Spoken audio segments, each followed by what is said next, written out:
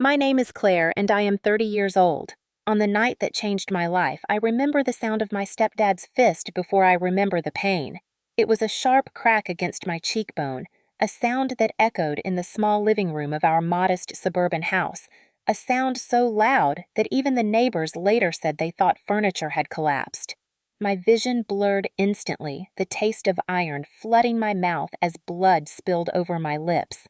I stumbled back, one hand instinctively clutching my face, but he was already coming at me again, his eyes blazing with rage, his breath reeking of whiskey and entitlement. He didn't even look like a man anymore, more like a wild animal cornering its prey. The reason was so absurd, so painfully small compared to the violence he unleashed a mortgage. He wanted me to sign as guarantor for a loan I could never afford. When I said no, calmly, respectfully, firmly, he snapped.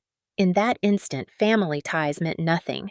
He saw me not as his stepdaughter, not even as a human being, but as an obstacle between him and the money he believed he deserved. His fist landed again, this time in my stomach, and I gasped, folding in half, clutching the air like it could save me.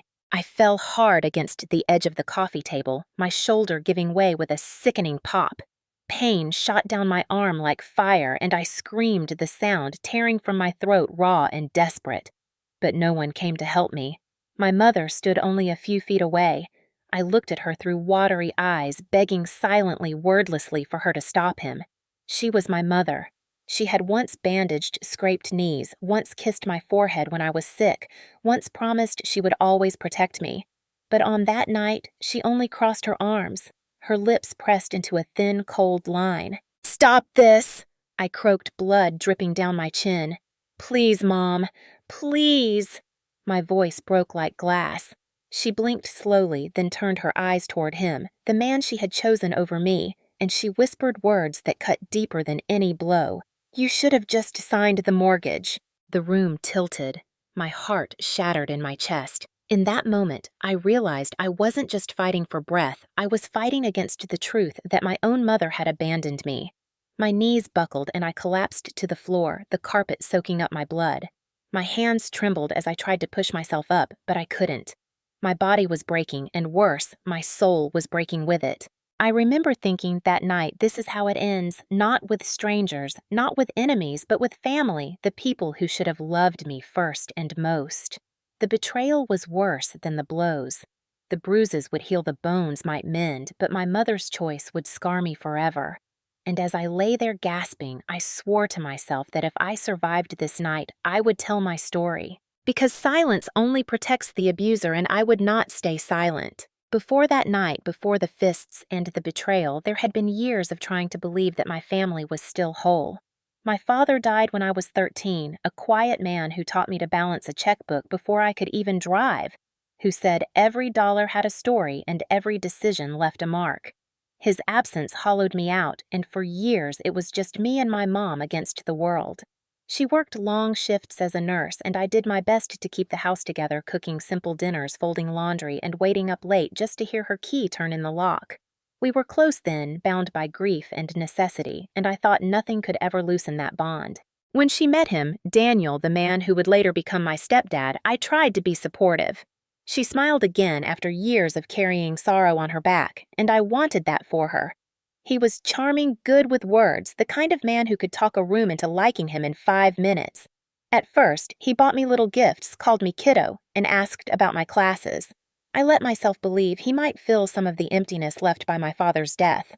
But time revealed cracks in the mask. He was careless with money, always talking about the next big investment, the next house, the next deal that would finally make us comfortable. My mom laughed at his stories, her eyes shining with a kind of hope I hadn't seen in years, but I noticed the unopened bills piling up in the drawer, the late notices that slipped in with the mail. I kept quiet, telling myself it wasn't my place, that maybe love made people blind on purpose. Still, there were moments when I missed the simplicity of just Mom and me. Nights when I studied late, I would pass the framed photo of Dad on my desk and whisper to him about the noise in the house, about how Daniel's voice always seemed louder than anyone else's. Sometimes I thought I could almost hear Dad's answer, the echo of his steady calm, reminding me to stay strong. By the time I was in my 20s, I had built a life of my own. I worked full-time, saved every paycheck, and managed to buy a small condo. It wasn't much, 2 bedrooms, old appliances, carpet that needed replacing, but it was mine. Every corner represented discipline, every dollar earned by my own hands. My mother said she was proud, but her eyes always flickered toward Daniel as if waiting for his approval before she gave hers. Family gatherings grew more tense as years passed. Daniel always had some new scheme, some big plan that required money we didn't have. He would talk about houses in neighborhoods we couldn't afford, vacations that never happened, and the way he spoke made it clear that he thought I was just being selfish by not joining his dreams. My mom would laugh along, brushing off my concerns, telling me I worried too much. Claire life isn't just about pinching pennies, she'd say, but what she didn't see or didn't want to see was that Daniel's way of living was gambling with our futures. Yet through it all, I clung to the hope that underneath her blind love, my mother was still the woman who used to sit beside me on my bed when nightmares woke me. I thought that when it truly mattered, she would remember who I was to her. Not an obstacle, not an outsider, but her daughter. I carried that hope like a shield, convincing myself it would hold when the time came. I didn't know then how fragile it was, how easily it would shatter when tested. The girl who once believed her mother was her anchor would discover that anchors can drag you under as easily as they hold you steady. And that discovery would cost me more than I ever imagined. I grew into adulthood carrying 2 very different legacies on my shoulders. From my father, I inherited discipline and caution, the quiet strength to plan before acting, to save before spending. From my mother, at least before she changed, I had warmth and care. But when Daniel entered our lives, the balance shifted. By the time I was 25, I had carved out a life defined by independence. I worked in project management at a mid-sized firm, long hours and constant deadlines, but the paycheck was steady. Every month, I paid my rent on time. Every quarter, I tucked savings into a modest account. Every year, I set aside a small amount toward the dream of owning a home. It wasn't glamorous, but it was mine. While others in my generation seemed to chase flashy cars and exotic trips, I learned satisfaction from simpler victories, paying off my student loans, furnishing my apartment piece by piece, watching my credit score climb. By 30, I managed to buy a 2-bedroom condo on the edge of town. It had outdated countertops and squeaky floors, but when I turned the key that first day, I felt the weight of security. I had earned this sanctuary. Daniel, meanwhile, lived on a different plane. He worked odd jobs, always chasing the next big deal, but nothing ever lasted. He would strut into family dinners with big talk about flipping houses or investing in real estate, but the details never lined up. He loved appearances, sharp suits on credit, a leased car he could barely afford, and a phone he replaced every year, even when bills piled high. My mother admired his energy, clinging to his promises that one day they would have the dream house, the swimming pool, the life she never got with my father. To me, Daniel's energy was reckless. I saw the unopened letters from banks, the overdue utility bills, the constant juggling of debt. When I asked about it, my mother would brush me off, telling me that I worried too much, that I was young, but already acting like an old woman with a calculator. She wanted to believe in him, and I wanted to believe in her, so I learned to stay silent. Still, I knew how Daniel looked at me. He resented my stability, the way I quietly built a future he couldn't touch. I once overheard him on the phone with a friend sneering, "She thinks she's better than us just because she owns that little condo." He turned his insecurities into weapons, always reminding me that I wasn't family by his definition, until I supported them. My mother became his echo. She stopped praising my accomplishments unless he nodded first. She began to compare me with his ideas, saying things like, "Daniel has vision, Claire. You just play it too safe." The woman who once celebrated every step I took now used my achievements to measure how much more I should be doing for him. I tried to ignore it. I buried myself in work, volunteering for late projects, telling myself that independence was its own reward. But holidays were hardest. At Christmas, Daniel would pass around a champagne and announce their new plans: a larger house in a richer neighborhood, a mortgage that would finally secure their future. My mother's eyes would sparkle like a teenager's, as if she had already stepped into that mansion. Then inevitably, his eyes would land on me, sharp and calculating, as though he had already chosen who would pay for that dream. Despite everything, a small part of me kept hoping he would change. I reminded myself that he wasn't my father, that perhaps I had judged too harshly. When he laughed with my mother, I saw her happiness, and I wanted her to have it. I wanted to believe love could justify the cracks. I told myself that maybe the tension between us was just growing pains, that one day he would see me not as an obstacle, but as family. I didn't know then how wrong I was. I didn't know that his resentment would turn to violence, that my mother's blindness would turn to betrayal. I thought my careful planning, my quiet discipline, my steady independence would shield me. But discipline cannot stop a fist, and savings cannot buy a mother's loyalty. And when the moment came, when Daniel decided my refusal was a crime, every lesson my father taught me and every hope my mother once gave me would crash into dust. It began one Saturday afternoon when my phone buzzed with a text from my mother. "Come by for dinner. We want to talk." The words settled in my stomach like lead. For weeks, I had felt tension building, the quiet looks between her and Daniel, the way conversations always circled back to their dream of buying a bigger house. Still, I told myself maybe it was just another plan that would fade. I drove over, convincing myself this was just family time. The table was set, roast chicken and potatoes, steaming a bottle of cheap red wine breathing on the counter. At first, everything felt ordinary, almost comforting, but the air was charged and I knew something was coming. Daniel cleared his throat before the plates were even passed. He leaned back in his chair, spreading his arms like a man about to close a deal, and smiled at me with a kind of forced warmth. "Claire," he began, "you know how much we've been wanting to buy that new house. It's perfect. Great neighborhood, big yard, room for grandkids one day. We've been approved, but there's just one little hurdle. We need you to co-sign the mortgage." The words hung in the air like a blade. My fork froze halfway to my mouth. I set it down slowly, feeling my heartbeat drum against my ribs. "I don't think that's a good idea," I said carefully. "My condo is enough for me and I can't afford to take on anyone else's debt. It would destroy my credit if something went wrong." Daniel's smile didn't falter, but his eyes sharpened. "It's just paperwork. You won't actually have to pay anything. We make our payments on time. It's about trust, about family." I glanced at my mother, hoping for backup, but she only nodded, her lips pressed into a line that said she was already on his side. "Mom," I whispered, "you know how dangerous this is. Dad always told us." Her eyes snapped to mine, cutting me off. "Don't bring your father into this. He never wanted us to move forward. Daniel is offering me a future, Claire. Don't you want me to be happy?" The words stung more than I expected. I swallowed hard. "Of course I want you happy. But this isn't about happiness, it's about security. If you default, the bank will come after me. I could lose everything I've worked for." Daniel leaned forward now, his voice lower, slicker. "Listen, you've got that condo, a good job savings.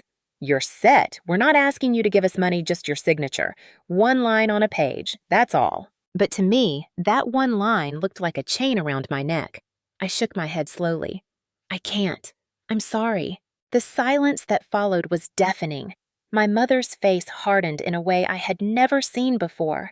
She reached for Daniel's hand across the table and laced her fingers with his as if they were united against me. "You've become so selfish," she said, her voice trembling, not with sorrow, but with anger. "Everything your stepfather has done for you, and you can't lift a finger for us." The accusation stunned me. Everything he had done for me, I thought of the late bills, the raised voice, the way he eyed my condo like it was already his. "Mom," I whispered again, but my voice broke. Daniel stood, then pouring himself a glass of wine, as though the conversation were already finished. "Think about it," he said smoothly. "Don't answer now, but don't take too long. We need to close on the house soon." The meal went on in strained silence. My mother didn't meet my eyes. Every bite felt like sand in my throat. I realized that night the ground beneath me had shifted, that family dinners would never feel safe again. It was the first ask, but it would not be the last, and it was only the beginning of the nightmare to come. After that dinner, everything changed. My phone became a weapon turned against me, buzzing at all hours with messages that started polite and quickly grew venomous. "Have you thought it through?" became, "Why are you dragging your feet?" and finally, "Don't you care about your own mother's future?" Daniel's words dripped with accusation, each one designed to break me down. My mother's texts followed the same pattern. At first, she begged, reminding me of the sacrifices she had made raising me alone after my father died. Then she shifted, accusing me of abandoning her, of choosing money over love. I stared at the glowing screen night after night, heart-racing, fingers trembling, but I rarely answered. When I did, I repeated the same line: I can't risk my financial security. I'm sorry. It wasn't enough. Family dinners turned into battlefields. Where once there had been laughter, now there was pointed silence broken only by Daniel's jabs. Some people around here think they're too good to help family. He'd announce, his eyes fixed on me, while cousins and aunts shifted uncomfortably in their chairs. My mother never corrected him. Sometimes she joined in. I never thought my own daughter would turn her back on me, she said, once her voice trembling with a kind of righteous grief. I felt every eye at the table swing toward me, judgment heavy in the air. The humiliation cut deeper than the words. I wasn't just being pressured in private anymore. They were making me the villain in public, painting me as selfish, ungrateful, cold. People I had grown up with, relatives who once slipped me candy under the table, now looked at me as if I were a stranger. The pressure spread beyond family gatherings. Daniel would call my work phone during the day, leaving voicemails that started with fake charm and ended in threats. I know where you live, Claire. We'll talk about this face to face if you don't answer. My mother called my office too, asking the receptionist to pass along messages like, "Tell Claire her mother needs her," so that even my coworkers began to sense the strain. I tried to escape by burying myself in work, volunteering for late-night projects weekends at the office. But even there, I wasn't safe. Once I returned home after midnight to find Daniel's car parked outside my condo. He leaned against the hood, arms crossed, a cigarette glowing in the dark. "You can't avoid me forever," he said, voice calm, almost casual, but his eyes told another story. They glittered with anger, with the thrill of control. Inside my condo, I locked every door and window, my heart pounding so hard I thought it might burst. I sat on the couch, phone in hand, debating whether to call the police. But what would I say? My stepdad is pressuring me to co-sign a mortgage. It sounded ridiculous, trivial compared to the fear clawing at my chest. And if the police dismissed me, I would only be more vulnerable. Weeks dragged on like this every day, another layer of pressure added to my chest. I stopped sleeping. I stopped eating properly. My once safe condo felt like a cage. Even my closest friends began to notice the change. "Claire, you look exhausted," one said gently. "You have to stand up to them." But standing up felt impossible. Every time I tried to assert myself, I was drowned in a wave of guilt. My mother's voice echoed louder than any friend's advice: family helps family. Why can't you be loyal? The worst came at a birthday party for my cousin. The room was filled with laughter music and the smell of barbecue. I tried to relax, to pretend just for a few hours that life was normal. But Daniel raised his glass in a mock toast, his smile sharp as glass. "Here's to family," he said loudly. "Even the ones who'd rather see us homeless than sign a piece of paper." Everyone laughed nervously, not knowing whether to treat it as a joke. My face burned, my stomach twisted, and for the first time in my life, I left a family gathering in tears. Outside, leaning against my car, I gasped for air like I was drowning. The betrayal wasn't just behind closed doors anymore. It was public, a spectacle, and I was the unwilling star. That night, I lay awake, staring at the ceiling, feeling the walls close in. I realized then that this wasn't just about a signature. It was about control. Daniel wanted me broken, compliant. My mother wanted me guilty, indebted. They wouldn't stop until I gave them what they wanted, or until I found the strength to say no, louder than they could shout. But strength has a cost, and mine was about to be tested in ways I could never have imagined. By the time autumn rolled around, the tension had thickened into something unbearable. Every family interaction became a minefield, every phone call a trap. I stopped answering most of my mother's texts, but silence only seemed to feed the fire. When I finally did pick up the phone one night, her voice came sharp and trembling with fury. "Do you even realize what you're doing to me, to us? You're destroying our family, Claire." Her words carved into me like knives. Destroying our family? I wanted to shout that it wasn't me risking everything for a house they couldn't afford, that it wasn't me turning love into leverage. But my throat locked up. Instead, I whispered, "Mom, please stop. I can't sign. I won't." She hung up without another word. The next Sunday dinner was the breaking point of the slow boil. I had debated skipping it, but part of me still clung to hope, still believed that maybe if I showed up, if I smiled, if I reminded them of who I was, something would soften. So I went. The dining room was full, the smell of pot roast drifting through the air, relatives chatting about football and weather. For a moment, it almost felt normal. Then Daniel clinked his glass, silencing the room. "We've been waiting on Claire," he said, his voice ringing with authority.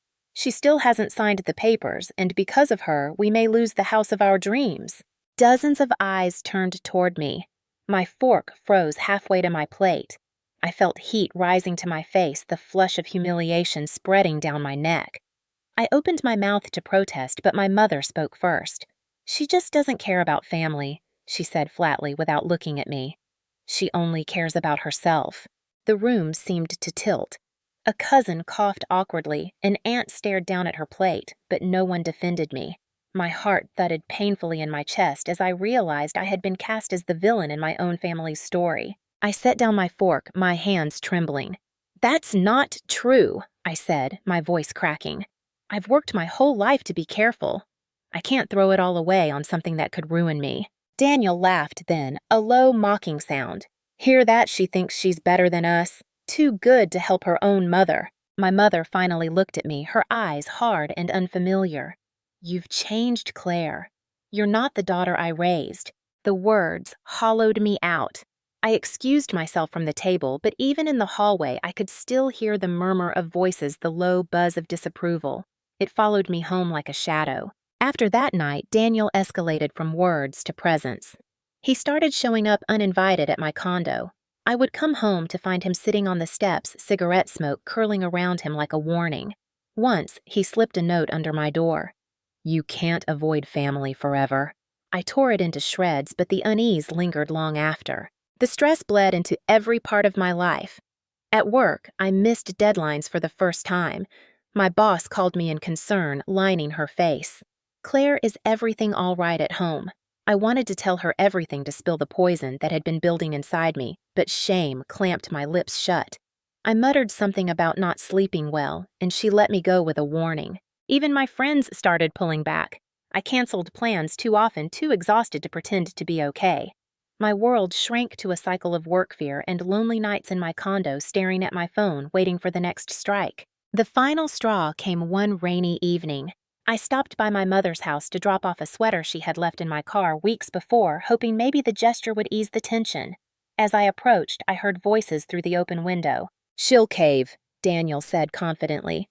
"She's weak. We'll keep pushing until she signs." And then my mother's voice quieter, but just as sharp. "She owes me. After everything I've done for her, she owes me this." My knees nearly buckled under me. I slipped away before they noticed me, rain soaking my hair and clothes, but I hardly felt it. Those words, "She owes me," rang in my ears louder than the storm. It was no longer about helping, no longer about family. It was about ownership control and the chilling realization that my mother no longer saw me as her daughter, but as leverage. That night alone in my condo, I finally admitted to myself what I had been too afraid to say out loud. This wasn't just manipulation anymore. This was war, and wars always end in destruction. The night it all exploded began quietly, almost deceptively. I had spent the day at work trying to push through spreadsheets with a headache that had lingered for weeks, the kind of ache born of stress and sleepless nights. When I pulled into the parking lot of my condo, I noticed his car. Daniel's black sedan idling across the street. My stomach twisted. I sat in my own car for a moment, gripping the steering wheel, debating whether to drive away, but exhaustion weighed me down. I told myself maybe he would leave if I ignored him. I slipped inside, locked the door, and leaned against it, closing my eyes. The silence of my small condo usually calmed me, but that night it felt fragile like glass that could shatter with a whisper. I set my bag down and turned toward the kitchen. That's when I heard it, 3 heavy pounds on the door. "Claire." His voice roared through the wood, muffled but unmistakable. "Open this damn door! We're talking tonight!" My pulse spiked. "Go home, Daniel," I called back, trying to steady my voice. "This isn't the time." The pounding grew louder, harder, until the hinges rattled. Then, with a crack that split the air, the door burst inward. He stumbled inside, his face flushed the smell of whiskey clinging to him like smoke. His eyes locked on me, wild and furious. "You think you can just keep saying no?" he snarled, advancing. I backed away, my bare feet sliding on the tile. "Get out," I said, but my voice quivered. "I'll call the police." He laughed, a harsh sound that made my skin crawl. "The police. You think they'll care? You're nothing without family, Claire. You'll regret making me the enemy." His hand shot out, grabbing my arm. Pain shot through my shoulder as he twisted it hard. I screamed, the sound raw and desperate echoing through the walls. I tried to pull free, but he shoved me against the wall so hard the pictures rattled and one crashed to the floor. "You'll sign," he bellowed. "You'll do what your mother should have taught you. Respect your stepfather." My vision blurred as his fist connected with my ribs. The air rushed from my lungs, leaving me gasping, clawing at the wall for balance. I tried to scream again, but it came out as a choked sob. He hit me again, this time across the face, and my body collapsed under the weight of his rage. The floor met me hard pain, exploding through my side. I curled in on myself instinctively, shielding my head with trembling arms. But he wasn't finished. His foot slammed into my stomach once, twice, each kick ripping a cry from my throat. Somewhere in the chaos, I heard voices, neighbors shouting, doors slamming. A woman screamed from down the hall, "Call 911. Juan." The sound cut through the haze of pain like a lifeline. Daniel froze for half a second, chest-heaving eyes darting toward the open doorway. Then he spat on the floor beside me, his voice low and seething. "This is your fault, Claire. You brought this on yourself. You should have signed." And then he was gone. Footsteps pounding down the hall, the slam of his car door echoing faintly outside. I lay there gasping, my face pressed against the cool tile. My body screamed with agony, shoulder-wrenched ribs, aching blood trickling from my lip. The world tilted and swirled, but through the fog I clung to a single thought: survive. The next moments blurred together. Neighbors crowded in their faces, pale with shock. Someone draped a blanket over me, another pressed a towel to the gash on my forehead. The wail of sirens grew louder until red and blue lights splashed across the walls of my condo.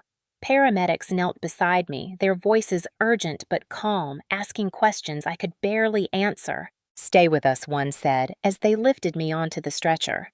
My body screamed in protest, but I forced my eyes open, staring at the ceiling lights as they wheeled me out. Outside, the night air was sharp against my skin.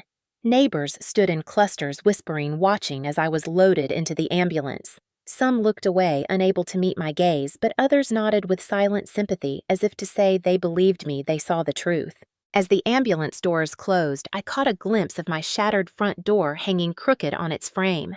My safe place had been violated, my boundaries obliterated. The betrayal felt total, not just from Daniel's fists, but from the knowledge that my mother had armed him with her silence, her loyalty to him over me. In the sterile light of the ambulance, I whispered to myself, half-conscious, "Dad, I wish you were here." Tears blurred my vision, mixing with the blood on my face. That was the breaking point, the moment when hope snapped, when fear became reality.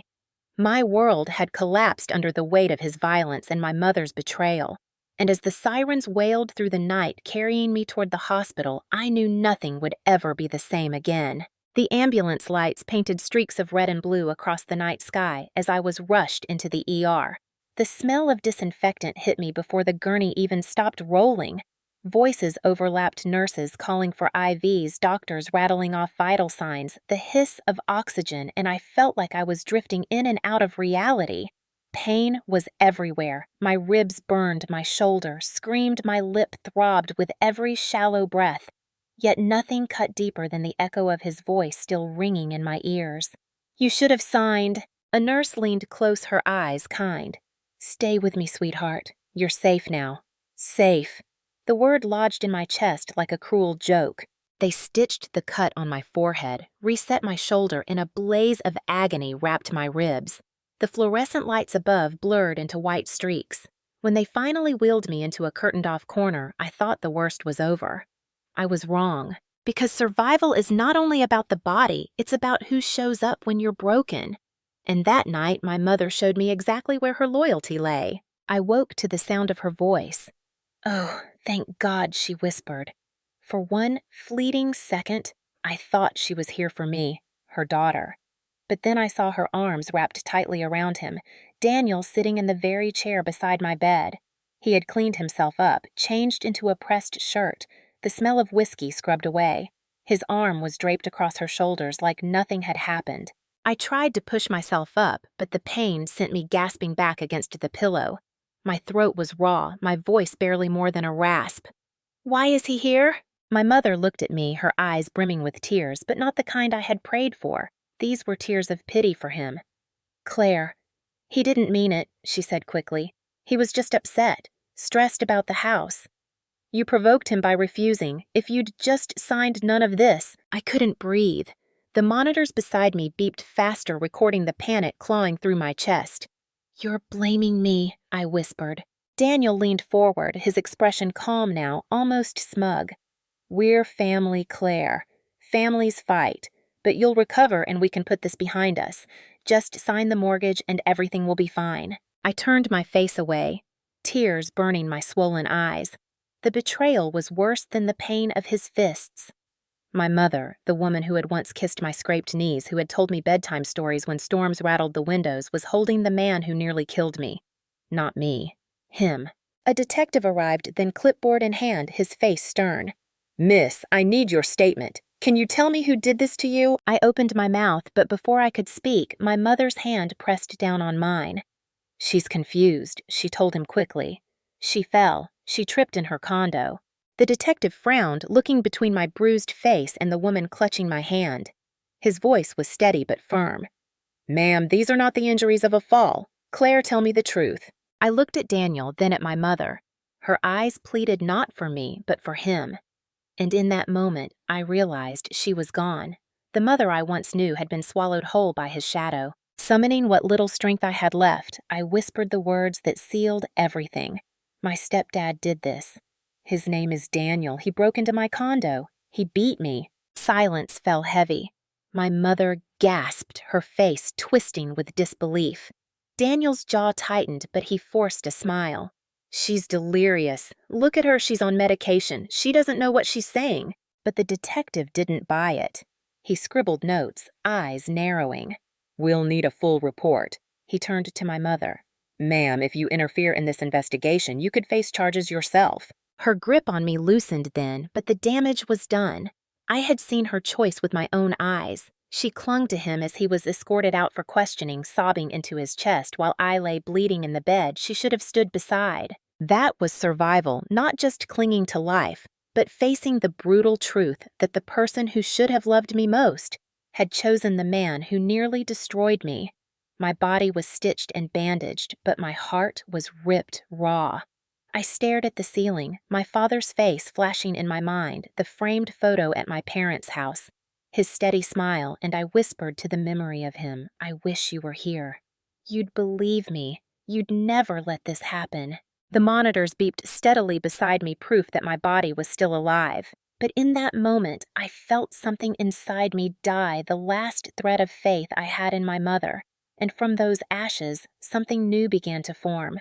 Not forgiveness, not yet, but a fierce, trembling resolve. I had survived the fists. Now I would survive the betrayal. The hospital became both a sanctuary and a battlefield. For days, I drifted in and out of consciousness under harsh fluorescent lights, the steady beep of monitors, a reminder that I was still alive, though every breath hurt. My ribs were fractured, my shoulder immobilized, my face bruised and swollen. The nurses were kind, their voices calm, their hands gentle. But even surrounded by care, I felt abandoned. The person I longed for, the mother who once rocked me through nightmares, had revealed herself as someone else entirely. On the third day, 2 detectives came into my room. They introduced themselves formally, their tone professional but laced with concern. One of them set a recorder on the table. "Claire, we need to take your full statement now that you're stronger. This is about your stepfather Daniel and the assault you reported." My throat tightened. Saying his name out loud felt like reopening a wound, but I forced the words out. I told them everything: the dinner where he first demanded my signature, the weeks of pressure, the humiliation at family gatherings, the night he broke down my door, the fists, the kicks, the words he spat as he left me bleeding. My voice cracked, tears spilling as I relived every detail, but I didn't stop. When I finished, the room was silent for a moment. The detective leaned forward. "Claire, your injuries align perfectly with what you've described. We also have neighbors who reported hearing the assault and seeing him leave your condo. Combined with your testimony, we have enough to press charges for aggravated assault, breaking and entering, and possibly attempted murder." The words felt heavy, almost unreal. Attempted murder. My stepfather. The man my mother clung to. Later that day, I overheard my mother in the hallway. Her voice was sharp, desperate. "You can't do this to him. He didn't mean it." Claire provoked him. "She knows how to push his buttons." My stomach turned. Even faced with the truth carved into my skin, she still defended him. But justice had its own momentum. Within 48 hours, Daniel was arrested. The police found whiskey bottles in his car, his fingerprints all over my shattered doorframe, and the neighbors gave sworn statements.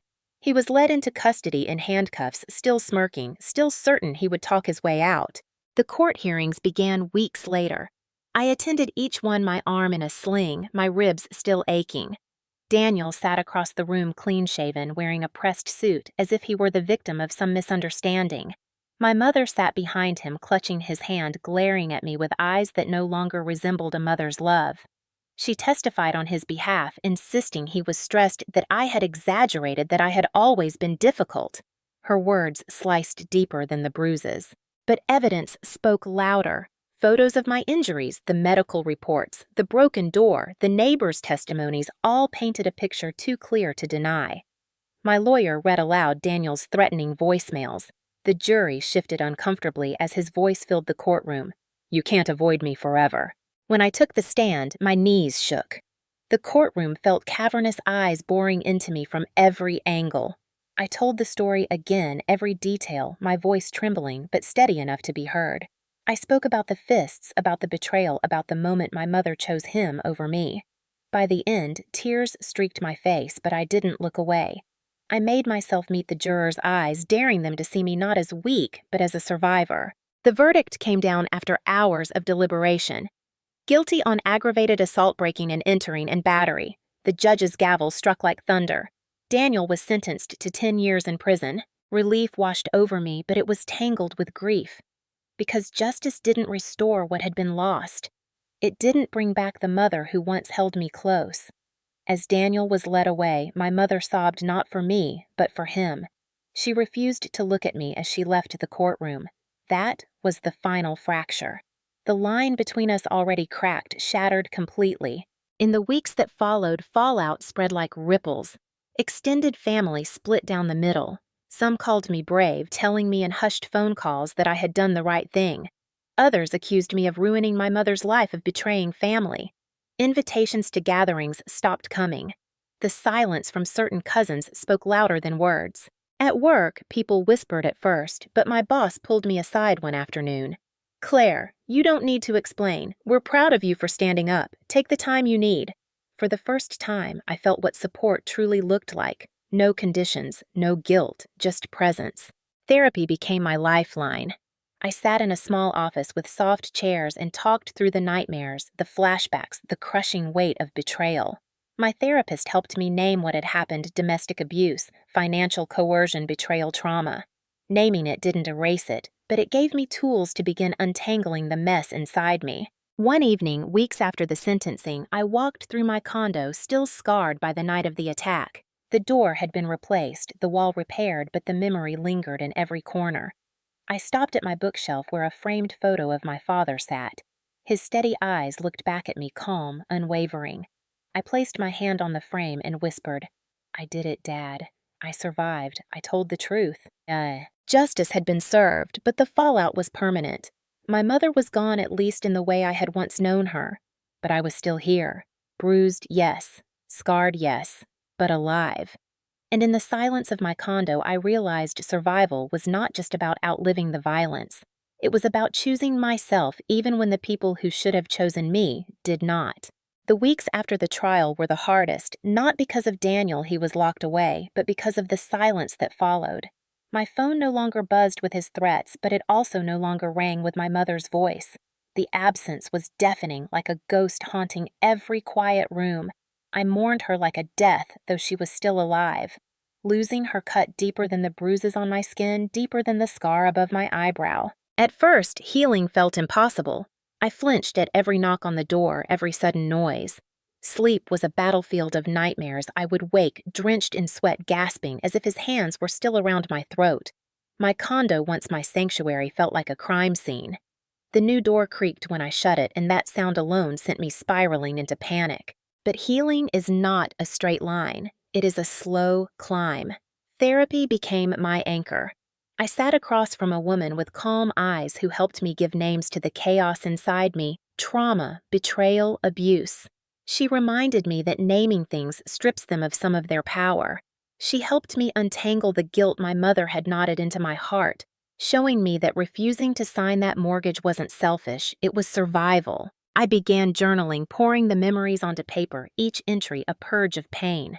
I wrote about the girl I had been, the one who still believed her mother would always protect her, and I wrote about the woman I was becoming, scarred but unbroken. Slowly, I started to see the difference. Support came from unexpected places.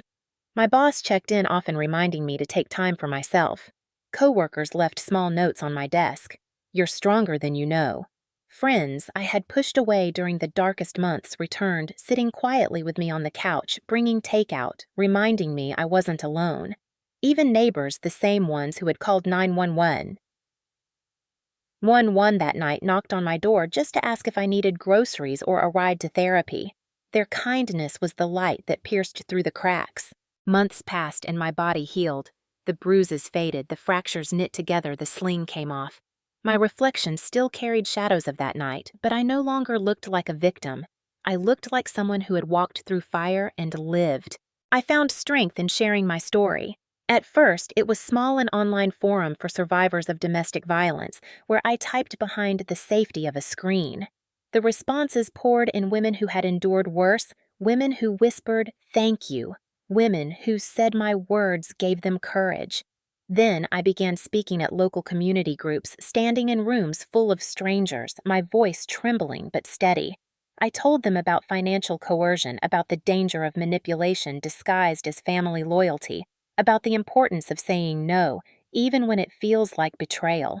Every time someone would come up after eyes brimming with tears, whispering, "That happened to me too." And I knew I was turning my pain into purpose.